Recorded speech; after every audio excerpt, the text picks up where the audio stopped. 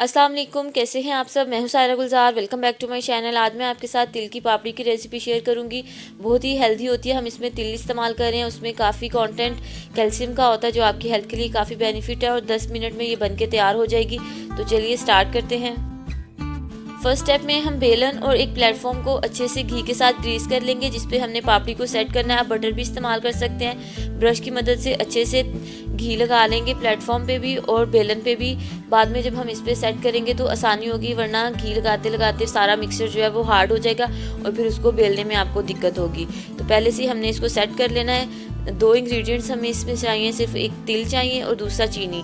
जितनी क्वांटिटी में आपने तिल इस्तेमाल करने हैं, सेम क्वांटिटी में आप फिर चीनी का इस्तेमाल कीजिएगा। अगर आप तिल बहुत ज़्यादा यूज़ कर लेंगे तो फिर वो कड़वी हो जाएगी।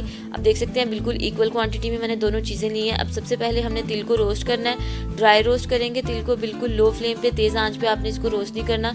जस्ट हल्का सा इसको रोस्ट करेंगे, हल्की सी खुशबू आएगी, फ्लेम को ऑफ कर देंगे। बहुत ज़्यादा हमने इसको ओवर कुक नहीं करना। ज़्यादा पकने के बाद तिल थोड़े से कड़वे हो जाते हैं और उससे फिर अच्छा फ्लेवर नहीं आएगा पापड़ का। अच्छे से इसको कंटिन्यूसली चम्मच चलाते रहें और चारों तरफ से मिला के कुक कर लें ताकि इवनली सारे तिल को हीट लगे। ऑलमोस्ट 3 से 4 मिनट के लिए तिल को हमने रोस्ट करना है। अच्छी सी खुशबू आने लगी। अब हम इसको अलग से प्लेट में निकाल लेते हैं और इसी पैन में हम शुगर को मेल्ट करेंगे और उसका कैरेमल बनाएंगे। प्लेट में मैंने निकाल ली है तिल। अब इसको साफ़ करके इसमें शुगर ऐड कर देंगे। शुगर ऐड करने के बाद आपने फ्लेम बिल्कुल लो रखनी है और ये सारा प्रोसेस आपने लो फ्लेम पे करना है। अच्छे से चम्मच के साथ इसको मिक्स करते जाएंगे। आपने हाथ नहीं रोकना, कॉन्टीन्यूसली चम्मच चलाते रहना है और शुगर को मिक्स करना है। शुरू में आपको लगेगा कि शुगर थोड़ी सी नीचे लग रही है, लेकिन आप इसको अच्छे से मिक्स करते जाएं। आप देख रहे हैं थोड़ी सी ये क्रम्बली हो गई है।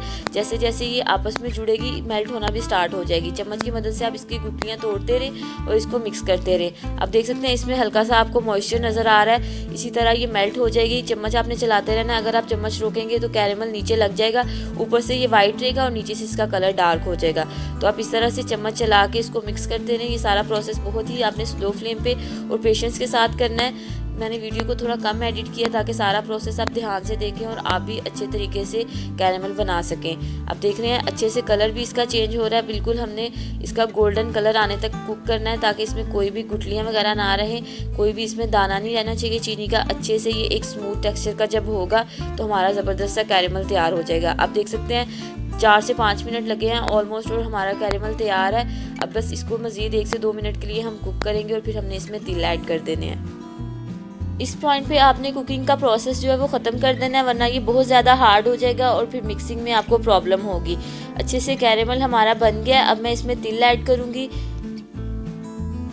अब हम इसमें भुने हुए तिल शामिल करके इसकी मिक्सिंग स्टार्ट कर देंगे। ये काम आपने तेज़ी से के साथ करना है क्योंकि कैरेमल पैन में ही हार्ड हो गया और सख्त हो गया, फिर आपको इसको बेलने में प्रॉब्लम होगी।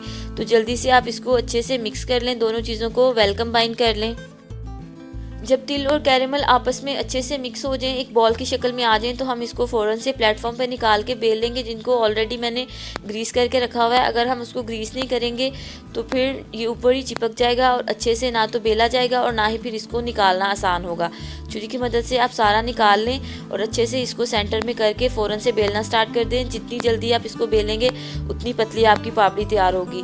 जितना आप इसको बारीक बेल सकते हैं बेल लें। आप चाहें तो इसमें मिक्सिंग के टाइम पे बारीक बारीक कट करके पीनट्स भी डाल सकते हैं, बादाम भी डाल सकते हैं, उससे भी इसका फ्लेवर और ज़्यादा इन्हेंस हो जाएगा। अच्छे से इसको हम बेल लेंगे। आप इसको स्टोर कर सकते हैं बना के 10-15 दिन के लिए। बीच में वैक्स पेपर रख दें और इसको स्टोर कर लें, लेकिन यह कि आपने इसको ठंडी जगह पे रखना है। गर्म जगह पे रखेंगे तो शुगर जो है वो मेल्ट होना स्टार्ट हो जाएगी। अब देख सकते हैं इसको मैंने बेल लिया है। बाद में हम इसको किसी भी शेप में काट लेंगे या तोड़ के छोटे छोटे पीसेस में करके इसको स्टोर कर लेंगे।